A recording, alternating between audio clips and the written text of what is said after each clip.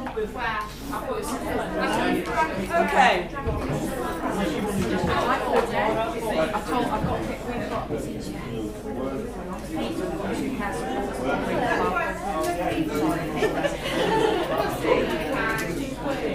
Okay, so the second part of the morning is an opportunity for our current third years.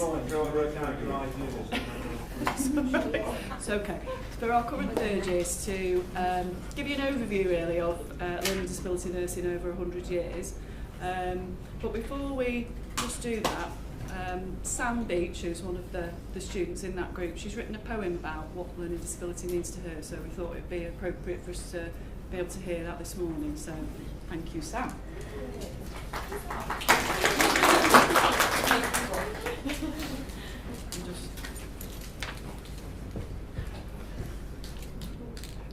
Okay, so this is a poem that I wrote a few months ago now, and I've just called it A Moment of Reflection. I touch your hand to let you know I am there, a brief encounter to show you that I care. I talk to you, though you may not reply, if only others would stop and try. I know you can hear me and feel me near, a warm embrace to stop your fear. I am your learning disability nurse, and I'm here to help you, support you and guide you, this much is true. This role of ours is challenging and it tests our strength, but as learning disability nurses, we'll go that extra length. I support not only you, but your family too. Is there anything us nurses would not do? Advocating, assessing, evaluating and more. They said you'd make no progress, but you're not where you were before. Whilst others sit and question quality of life, you continue to develop and continue to thrive. You may not speak in the most generic of ways, but your resilience and courage I can only praise. Your gestures and your movements, it's how you speak. Who knows why others assume that outcome is so bleak? I hear the words that you don't say out loud, just one of the many things that makes me proud. Proud to be a learning disability nurse, the very reason I chose to put this into verse. I touch your hand to let you know I am there, a brief encounter to show you that I care. I talk to you, though you may not reply, if only others would stop and try.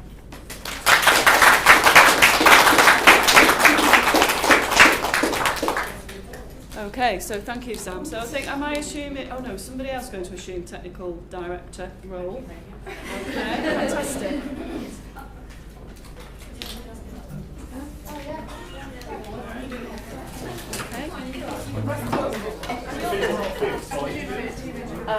The book classifieds.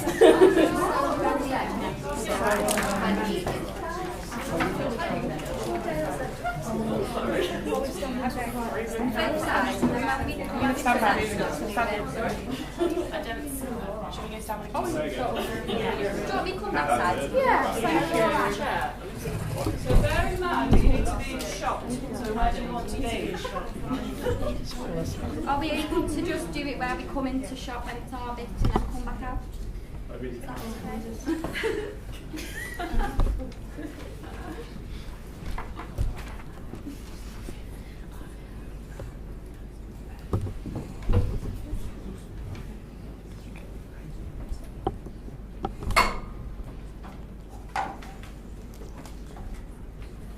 okay? I would like to welcome you all to our 100 years of learning disability nursing. My name is Tina and we are our third year learning disability students. I'd like to introduce you to Steph over there, Hannah, Neva, Meg, Charlene, George, Amy and Sam. And Fee. And Ben, who is over there as well. Okay. Thank you. Our aim today is to provide an overview of the last 100 years of learning disability nursing. At the end of the session today, hopefully you'll be able to identify key dates of the last 100 years and the history of learning disability nursing.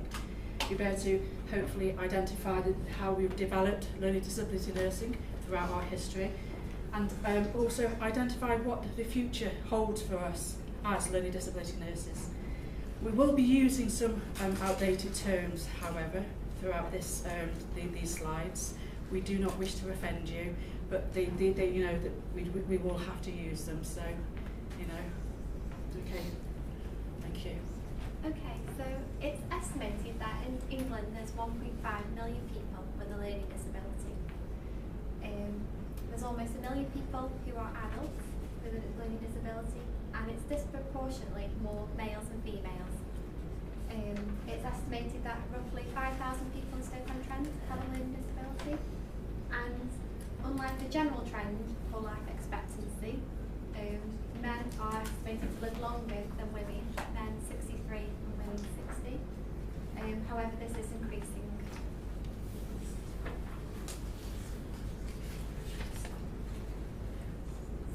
So we did a little timeline of some events before learning disability nursing. So we've got the Poor Law in 1601. So we're just talking about poverty being when you are poor, and the government did used to think that poverty was people's own fault. So that began to change when they introduced the Poor Law in 1601, and it involved money called the poor rate, and it supported people in poverty. Anyone who didn't pay to the poor rate went to prison, and people that were poor would sometimes ask other people for money, and that was no longer allowed. And it also involved houses for the poor, which were paid for by charities. And then we have the County Asylums Act in 1804. So asylums are places that were built to house people who were classed as mentally unwell. And this act made counties legally responsible for building these asylums. So after 1804, there was a massive surge in building the asylums. And then the Poor Law was amended in 1834. So most of the rich people didn't like the Poor Law because it meant that they had to give money to poor people. The Poor Law was amended to make looking after poor people cost less money. People would have to go to a workhouse if they wanted help, and the workhouse was a place where people could stay for free, but they did have to work without being paid. And conditions in the workhouse were really bad, so people wanted to go there. Just me. Oh. I haven't read about this yet. So I'll describe it as an act that was created alongside the Commissioners in the Lunacy Act. It made no clear difference between mental illness and learning disability. It stated that lunatics shall mean insane person or any person being an idiot or lunatic or unsound mind, which is quite horrible language, isn't it, really, when you think about it. The building of asylums increased during 25 years after this act. This is one that I do know. This was an act of Parliament, so it was coming from the top. This is the first time there's a kind of movement towards a different kind of category of learning disability, and it was to facilities for care, education, and training. From that, it's kind of almost similar to the moderate, mild, moderate, severe. So it was where does it sound?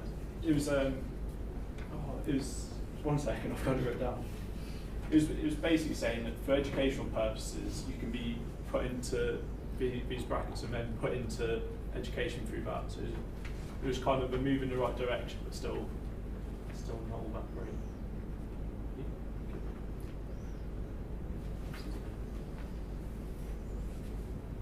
Okay, so now we're going to look at the Mental Deficiency Act of 1913. So this was one of the first acts that was made by the UK government, which actually looked at services specifically for people with learning disabilities. So before this act, institutions provided what we'll loosely call care to people with disabilities and people that were labelled as insane. This act made mental deficiency a legal term, and that meant that it could be used and that people could actually be diagnosed with a mental deficiency. And this is what a learning disability used to be called way back when. Right. Therefore, after that, in 1990, the Nursing Registration Act was formed, and all nurses were moved to that registration.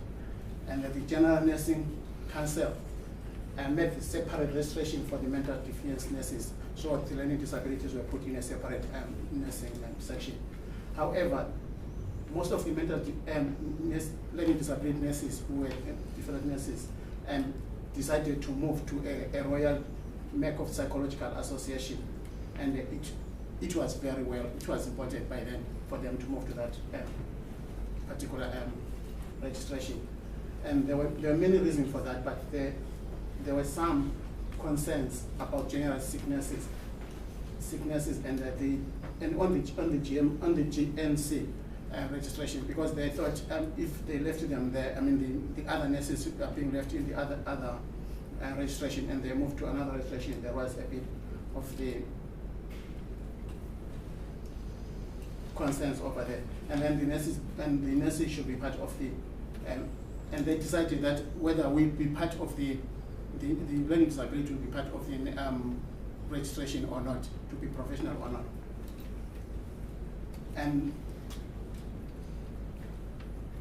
yeah, after that, the basic nurses and the occupational, we moved from different parts of the nursing, from one part to another, just being transferred to one part another.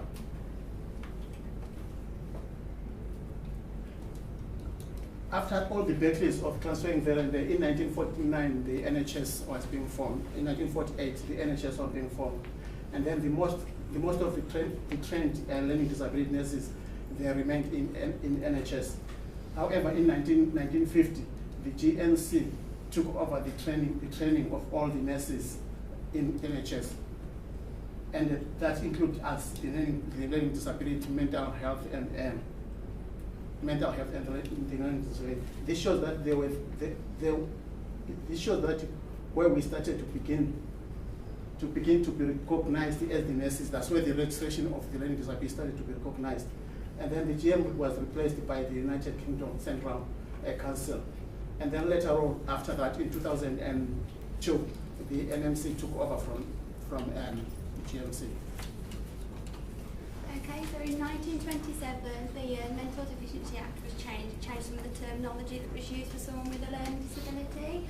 So the term that was used in 1913 was a moral defective, if you have a learning disability. This was replaced with moral imbecile, because they realised that mental deficiency could happen from being poorly, having an accident, as well as from birth. The Act also had to focus on care outside of big institutions, as specialised hospitals were getting very busy and overcrowded. Now people who had a mental deficiency from being poorly or having an accident could be treated and cared for under this Act. The Brock Report, released in 1934, listed 10 places which had either started or in the process of starting sterilisation laws. The sterilisation law meant that people known as moral imbecile would not be able to have children of their own, and this was thought to lower the number of children being born with learning disabilities. In 1934, it was Lawrence Brooke who did a survey and did some research, and he declared that just because parents had a learning disability did not mean that automatically their children would also be born with a learning disability. The sterilisation law was then changed to allow people to have the choice to have children or not. So moving on from the Brock Report, so what does that mean for nurses? The learning disability nurse has a role in challenging how others think about these topics. We support the right for people with learning disabilities to choose if they wish to use contraception and have relationships. We support people with information, advice and access to services. We provide support through all stages of decision making to help people access services and talk about their wishes and hopes. As the World Health Organization promotes the inclusion of sexuality within healthcare and argues that all individuals should be able to enjoy and control sexual and reproductive behaviour with freedom. So this is the National Association of Parents of Backward Children. It was originally founded by a Judy Freed in 1946. She was a mother of a child with a learning disability, so she formed this association. She wrote an article in a magazine and asked parents who also had children with learning disabilities to come forward and talk about the services they've accessed. And it was shown that parents were really angry and upset because children weren't receiving the services that they needed. Many parents said they were angry. In 1955, the association changed its name to the National Society for Mentally Handicapped Children, up to date with all terminology. And they started a project which identified that children with learning disabilities who were cared for in a home-like setting instead of a hospital setting had a better communication and were much happier. This group later became what we know as MENCAP today. Another act was Better Service for Mentally Handicapped in 1971. This report wanted to move away from caring for people with a mental handicap in hospitals and to increase local care in the local community. To stop people being kept away from their to stop people being kept away from their surrounding community. They wanted local authorities to find suitable homes for people when leaving hospital and make sure that people did not stay in hospital for longer than they needed if they were not receiving treatment. They also wanted these homes to provide personal care to all. Okay, so moving on to 1972, we felt it was really important to speak of a guy called Wolfensberger, who argued that people with learning disabilities should be living in ordinary homes in the community and essentially have lives of ordinary people, and this was something that he called normalisation. And services especially should be encouraging people with learning disabilities to have these ordinary lives, be doing ordinary activities, get out in the community and have normal relationships. And from this, he then started to look at an idea called social role valorisation, which we do tend to call SRV for short because it's a bit of a mouthful. And this was the idea of supporting people to develop social roles in society, because he argued that people with learning disabilities are at a great risk of not developing social roles, and this means that they may become lonely, isolated, and other people in their community might reject them. And social roles can mean things from being respected, having a voice, having these relationships, or even developing skills. So this started to change the way we thought about people with learning disabilities, and it's something that we still bear in mind today. So moving forward then with these ideas from good old Wolfensberger, it began to change thinking and people started to talk about something called active support. Now active support, it's quite an easy concept to understand, it doesn't mean it always happens. So active support, it looks at helping people to do things for themselves rather than sweeping in, taking over and doing it for them. And it looks at those ordinary everyday activities, so this could be cooking a meal, it could be going to the shops, it could be anything in or around the home or in the community. Active support is still used today, as I say. We're not there yet, we're not perfect, but we are making big changes, and it's a big aspect of the learning disability nurse's role. So one of the next big acts that we wanted to talk about was the Disability Discrimination Act of 1995. So discrimination is when someone treats you differently just because of who you are or characteristics that you may have. And this law said that people couldn't be treated differently anymore. Everyone had to be treated fairly, whether this was in school, work, college, in the community, and even the big places like the hospitals weren't allowed to treat people differently just because of who they were.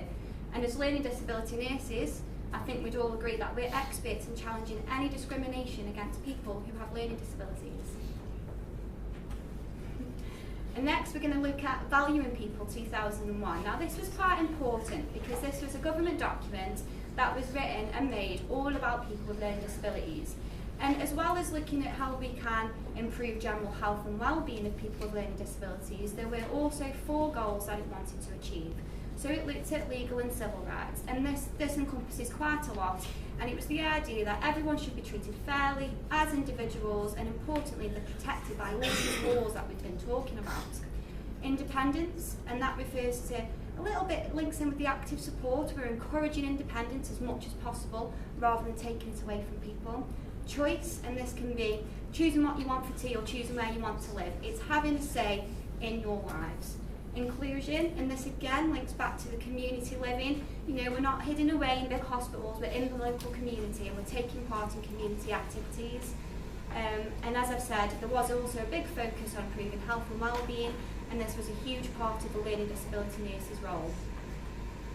So if we look at how this changed services, it did have a big focus on the person in the middle of it all, that individual, the person with the learning disability at the centre of all this stuff. And this led to an idea of person-centred planning.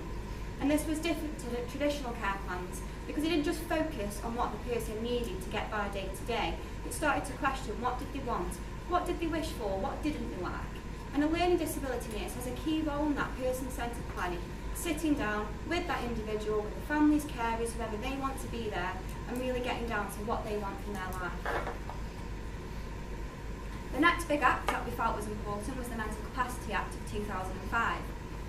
Now this was important because this was an act that meant that people with learning disabilities, do you know what, they can make their own decisions and they will make their own decisions. Now of course, if they lack the mental capacity to do so, there are procedures that are put into place. When we say mental capacity, we mean that a person understands information that is given to them and that they're able to process that to make an informed decision. If a person doesn't have the mental capacity to make a decision can be made for them, but this needs to be done in their best interests.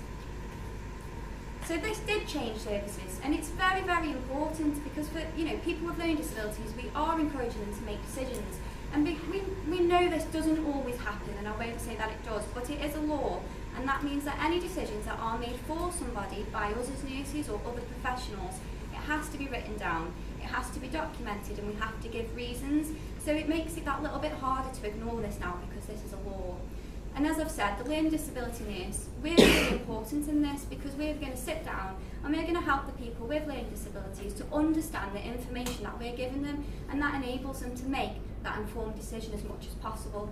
And sometimes, as we've said, someone may lack the mental capacity to make a decision, but we would be there as part of a very big team to discuss the best interests of that person. The next act that we're looking at is the Equality Act 2010. Now, equality means that everybody gets the same chances in life, regardless of who they are, where they come from. The Equality Act is law, and that means that people aren't allowed to treat you differently. So it links a little bit in with that idea of discrimination. But it is law to make reasonable adjustments. And reasonable adjustments, I think we get confused sometimes, and we think it's just the physical adaptation, so a ramp for a wheelchair user. But it can mean lots and lots of things. Today we've produced some easy read documents for our people out there who need that extra bit of support, and that is a reasonable adjustment. That's helping you work your way through this presentation. So it can really mean anything that helps a person with a learning disability to access information and services. And again, I think we'd all agree that us as learning disability nurses, we're experts in making those reasonable adjustments. So this also impacted services, so more information for people with learning disabilities was made easier to understand. And again, I won't stand here and say that we're perfect, but there has been a big improvement in reasonable adjustments. So again, where those areas may not be perfect, it's our role as the learning disability nurses to get out there and educate the other professionals on how we can make reasonable adjustments and support people with learning disabilities in being treated equally and fairly. So these are just some of the things in the history of learning disability nursing. I won't say that we've covered everything because we probably wouldn't have had time. But what we have done is focused on the things that have had a great big impact on the services for people with learning disabilities. So now I'm going to hand you over to the rest of the group, and we're going to look towards the future of learning disability nursing. So we looked at if there is a future for learning disability nurses, and we will continue to fix mistakes and improve our services. So we looked at transforming care, which came out in 2015, and that promised to make sure that services for health and care were improved and more people could live in the community. Sadly, because of how some things are paid for, it has been quite difficult. Not every area has done the work that the government and the NHS has asked them to do, and learning disability nurses can make a difference to the change that needs to happen. So, continuing that, the NMC rules for teaching nurses have been updated. They do not talk about specific skills related to learning disability nursing. Instead, it is more of a general approach, with all students expected to have the skills to nurse someone with a learning disability by the end of their course to a greater or lesser degree.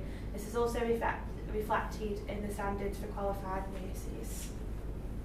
So, the current picture of learning disability nursing is a little bit sad. So there's 36% less learning disability nurses in the NHS in the UK, 16.3% NHS learning disability nurse job vacancies. Some universities have decided not to run the course because there's not enough of people who are applying for it who would like to do it. And with the bursary being removed and obviously needing to apply for a student loan, applications to nursing courses have been dropped. This has led to even more universities considering not running the course or reducing the number of places. There are less older students wanting to learn now, so mature student numbers are going to be dropping. So the boss of the RCN said that the 40% reduction in mature students is quite concerning, because mature students are an important part of the nursing workforce, especially with learning disabilities, due to life experiences that an older person may have. And this is where the lack of nurses is most strongly felt. So the independent NHS peer review body advised that unless something happens soon, the staffing gap could continue until 2027, making many people vulnerable, including people with learning disabilities. Do you want to do this one as well? No, it's not the final. Whilst we've spoken about a lot of the unhappy things that may have happened that may affect the future of learning disability nursing, there's been some good things happen which may help. The Care Act of 2015 was a new if they had concerns regarding the care they received. You know best, so you should have the choice to decide what happens to you. Everybody should try and protect you from any harm. Your family and friends should be involved in your well-being too. Your rights and freedoms should be protected at all times, and learning disability nurses are well placed to help with all these things. The RCM Connect to Change 2016 highlighted the need for further steps to be taken to make sure transforming care works well. We train adult nurses so that they can help with those with a learning disability better. Increase the number of learning disability student nurse training places so there are more qualified nurses. Every hospital should have at least a learning disability liaison nurse all day, every day. As learning disability nurses, we should make sure that any health differences are seen and understood by others. Diagnostic overshadowing, more people are being treated for their illness rather than thinking it's part of their disability. Annual health checks, making sure people are well and have no worries about their health, and they're reviewed every year. And double appointments for people with learning disabilities should be allowed. More time with seeing a doctor or dentist. Recently in Stoke there has been a learning disability liaison nurse appointed at the local hospital. He would be doing things like pointing out hospital passports, which would hopefully ensure that the people are not dying by death by indifference, which is quite a big thing that's still happening unfortunately now. There is also health facilitation nurses employed by the local trust to help improve and maintain the health of people with learning disabilities and to support them to access NHS services. This is a step in the right direction, as health facilitation nurses can help hospitals and doctors get it right for people with learning disabilities. Health facilitation is a big part of being a learning disability nurse. Duke's 2012 says that being a health facilitator involves changing things, advocating for people and helping for them to advocate for themselves as well. Being a leader, empowering people, that is most important really, and working with and for people, teaching people, and all of these things are what we all do as ourselves. And these two quotes here: the highly skilled, valued and vital role of learning disability nurses in ensuring successful health and care outcomes for people with intellectual disabilities cannot be understated or diminished, by Baroness Hollins 2018. And the grateful words and smile which rewarded me for binding up a wound or giving a cooling drink was a pleasure worth risking life for at any time, by Mary Seacole, 1805-1881. The reason I chose these words is not because we risk our lives, but because we face a battle. We have faced a battle many times to get to where we are right now, and we will face a battle to continue to get to where we need to be in the future. But we must remember that as long as we get that reward, which is going to be a smile, we will win. Thank you for listening to our presentation. We hope you have enjoyed it. We have made this together, and together we will make sure there will be a future in learning disability nursing.